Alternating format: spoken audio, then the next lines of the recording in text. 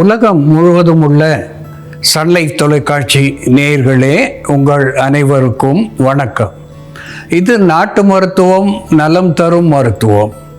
எல்லோருக்கும் ஏற்ற பக்க விளைவுகள் இல்லாத, பாதுகாப்பான, பண செலவுகள் இல்லாத மருத்துவம். எளிய மருத்துவ குறிப்புகளை இந்த நிகழ்ச்சியிலே நாம் ஒவ்வொன்றாக பார்த்து பழகி பயன்பெற்று வருகின்றோம். இன்று சில மருத்துவ கருத்துக்களை நாம் தெரிந்து கொள்வோம்.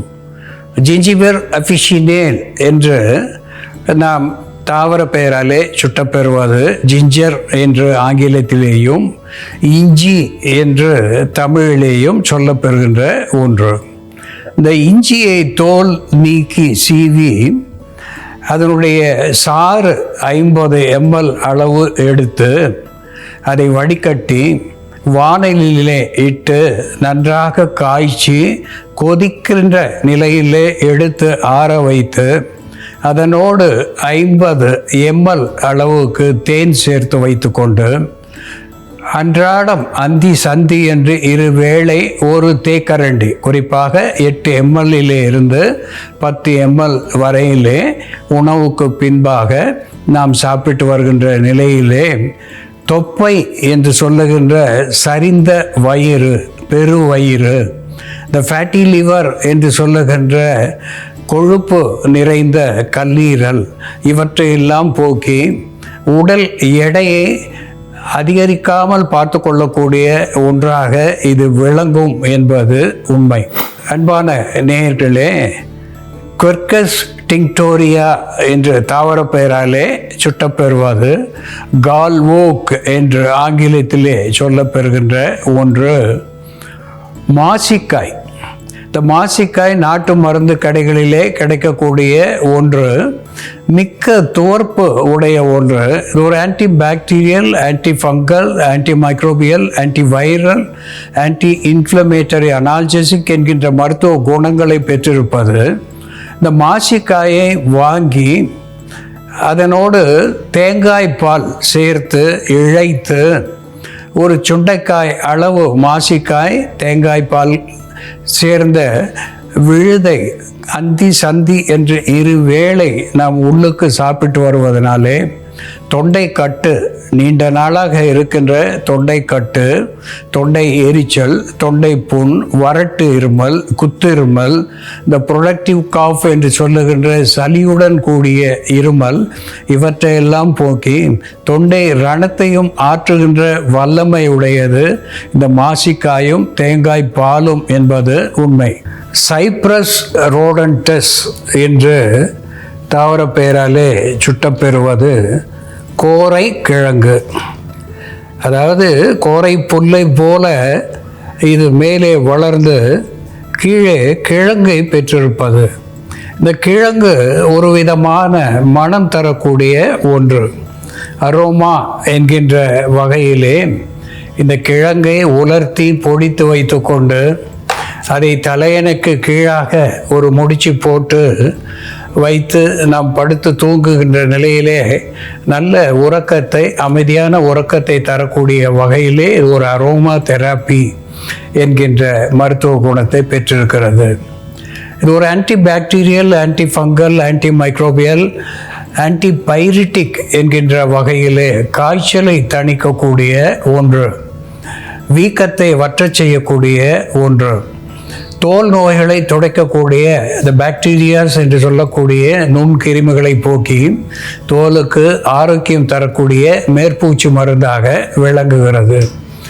உள்ளுக்கு இது பயன்படுத்துகின்ற நிலையிலே மலேரியா காய்ச்சல் என்று சொல்லக்கூடிய குளிர்காய்ச்சல், டைஃபாய்டு போன்ற குளிர்காய்ச்சல், பருவ காலத்திலே ஏற்படுகின்ற காய்ச்சல், இந்த காய்ச்சல்களை எல்லாம் போக்கி உடல் வலியை போக்குகின்ற ஒன்றாக விளங்குகிறது.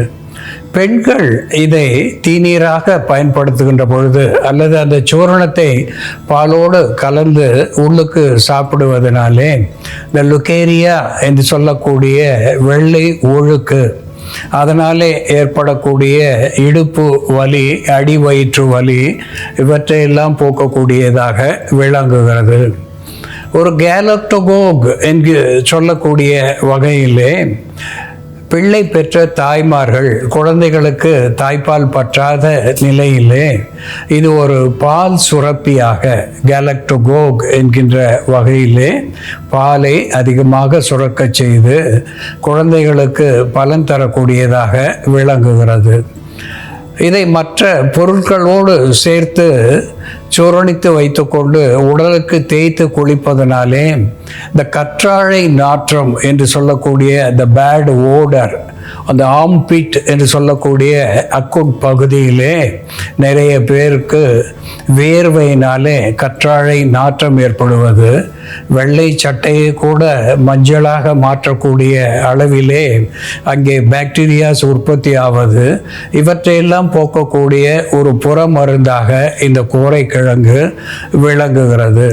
இதை எப்படி மருந்தாக்கி பார்ப்பது என்று செயல்முறையிலே பார்ப்போம், வாருங்கள்.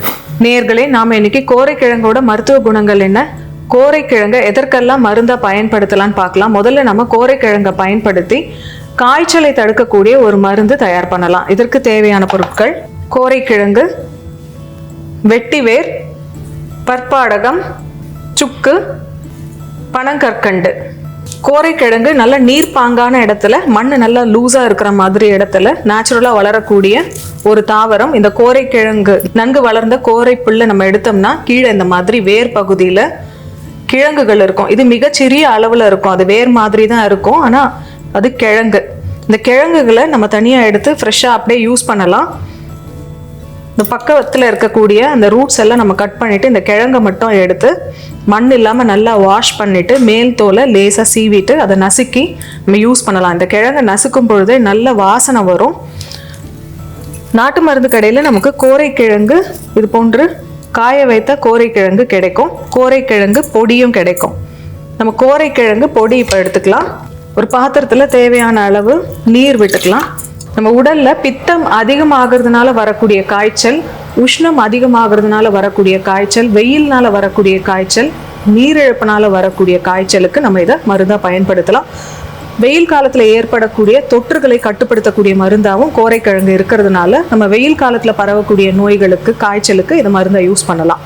கோரைக்கிழங்கு பொடி 2 கிராம் அளவுக்கு சேர்த்துக்கலாம். கோரைக்கிழங்கு பொடி அதிகமாக எடுத்தால் குமட்டலை உண்டாக்கும், அதனால 2 கிராம் அளவுக்கு நம்ம ஒரு வேளைக்கான தீநீர் தயார் பண்ண எடுத்துக்கலாம்.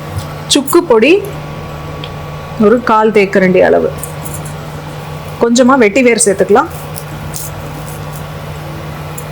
வெட்டிவேரும் நம்ம ஒரு 2 கிராம் அளவுக்கு சேர்த்துக்கலாம். பற்படாகம் இது நாட்டு மருந்து கடையில் கிடைக்கும். இதுவும் இயற்கையாக வளரக்கூடிய ஒரு தாவரம் தான். நம்ம ஊரில் நிறைய இடத்துல இது காணப்படும். பார்க்கறதுக்கு அது இம்பூரல் செடி மாதிரி இருக்கும். வெண்மை நிற பூக்கள் நிறைய இருக்கும். இதில் காய்ந்த நிலையில் நமக்கு நாட்டு மருந்து கடையில் கிடைக்கும். பற்பாடகம் காய்ச்சலுக்கு தயார் பண்ணக்கூடிய கஷாயங்களில் பற்பாடகம் சேர்க்கறது உண்டு. இதோட நம்ம பனங்கற்கண்டு சேர்த்துக்கலாம்.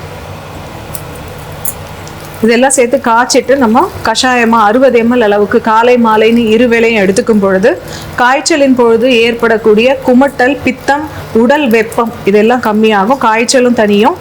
அதே போல காய்ச்சலின் பொழுது நமக்கு தலை சுற்றல் போன்ற பிரச்சனைகள் இருந்ததுன்னா கோரைக்கிழங்கை நம்ம பாலில் இழைச்சி நெற்றிக்கு பத்தா போடலாம். கோரைக்கிழங்கை பாலில் இழைச்சி நெற்றிக்கு பற்றா போட்டுட்டு வரும்பொழுது ஞாபக சக்தியும் அதிகமாகும், பதட்டமும் கம்மியாகும். சில நேரங்களில் நமக்கு ஸ்ட்ரெஸ் அதிகமாகும் பொழுது பதட்ட நிலை உண்டாகும். அப்படி இருக்கும் பொழுது நம்ம கோரைக்கிழங்கை பாலில் இழைச்சி நெத்திக்கு 10 போட்டோம்னா பதட்டமும் கம்மியாகும், ஞாபக சக்தியும் அதிகமாகும். அதே போல பெண்களுக்கு ஏற்படக்கூடிய வெள்ளைப்படுதலுக்கு கோரைக்கிழங்கை நம்ம மருந்தா பயன்படுத்தலாம். கோரைக்கிழங்கை இழைச்சி மஞ்சள் போல இழைச்சி பாலில், பசும் பாலில் கலக்கி அதை குடிச்சிட்டு வரும் பொழுது பெண்களுக்கு ஏற்படக்கூடிய வெள்ளைப்படுதல் கட்டுப்படும். இந்த கஷாயம் தயாராகிடுச்சு. இதை வடிகட்டிடலாம். கோரைக்கிழங்கு, சுக்கு, பற்பாடகம், வெட்டிவேர் மற்றும் பனங்கற்கண்டு சேர்ந்த இந்த மருந்தை காலை மாலைன்னு 2 வேளையும் 60 ml அளவுக்கு 3 நாட்கள் எடுத்துக்கும் பொழுது பித்தத்தினால் ஏற்படக்கூடிய காய்ச்சல் தனியும், உடல் உஷ்ணமும் கம்மியாகும். அன்பான நேயர்களே, சைப்ரஸ் ரோடன்டஸ் என்று தாவர பெயராலே சுட்டப்பெறுவது கோரைக்கிழங்கு என்ற தமிழிலே சொல்லப்பெறுகின்ற ஒன்று. முத்தக்காசு என்று மருத்துவ பெயரிலே அழைக்கப்பெறுகின்ற ஒன்று. இது நீர்ப்பாங்கான இடங்களிலே கிடைக்கக்கூடிய ஒரு மூலிகை. இதனுடைய கிழங்குகள் மிகுந்த மணமுடையவை, மருத்துவ குணங்கள் நிறைந்தவை. இந்த கிழங்குகளை புறமருந்தாக பயன்படுத்துகின்ற பொழுது வியர்வை நாற்றத்தை போக்குகிறது, எரிச்சலை தணிக்கிறது, உடலுக்கு தோலுக்கு நல்ல பளபளப்பை தரக்கூடியதாக விளங்குகிறது. இதை உள்ளுக்கு பயன்படுத்துவதனாலே மாதருக்கு ஏற்படுகின்ற லுக்கேரியா என்கின்ற வெள்ளை போக்கிலே இருந்து அவர்களுக்கு விடுதலை கிடைக்கிறது.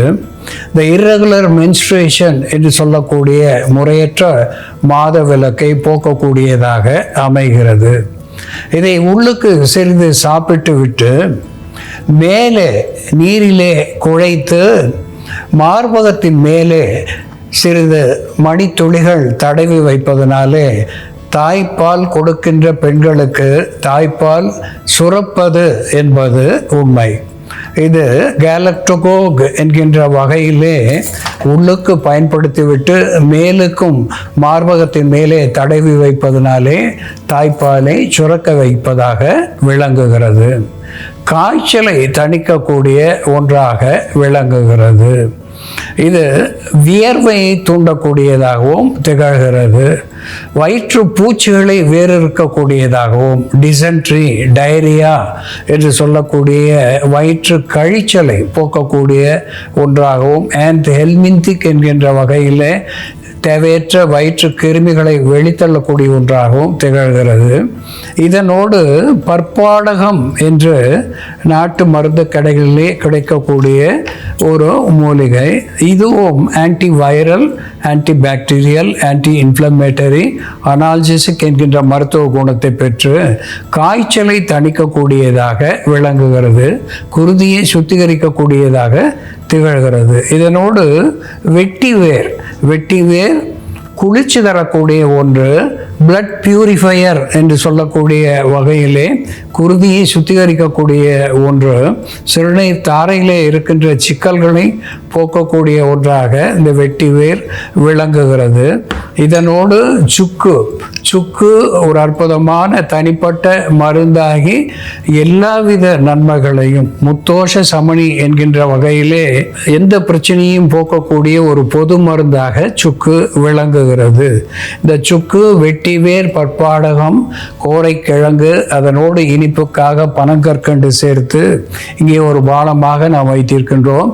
இதை அன்றாடம் அந்தி சந்தி என்று 2 வேளை சில நாட்கள் பருகுவதனாலே பெண்களுடைய கருப்பை குற்றங்கள் விட்டு விலகி போகும். 1 வேளைகள் பருகுவதனாலே பேதி என்கின்ற வயிற்றுப்போக்கு விலகி போகும்.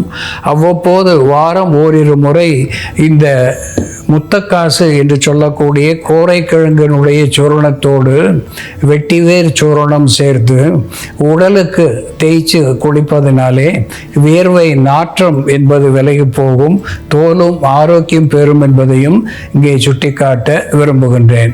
அன்பான நேயர்களே, எளிதாக கிடைக்கக்கூடிய கோரை புல், அதனுடைய கோரை கிழங்கு எப்படி மருந்தாகிறது என்று நாம் பார்த்து தெரிந்து கொண்டோம்.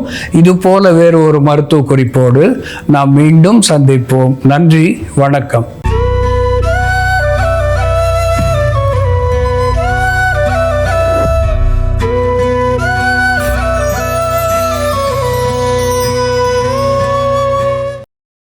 இன்னும் பல வீடியோக்களை காண சன் லைஃப் சேனலை சப்ஸ்கிரைப் பண்ணுங்க.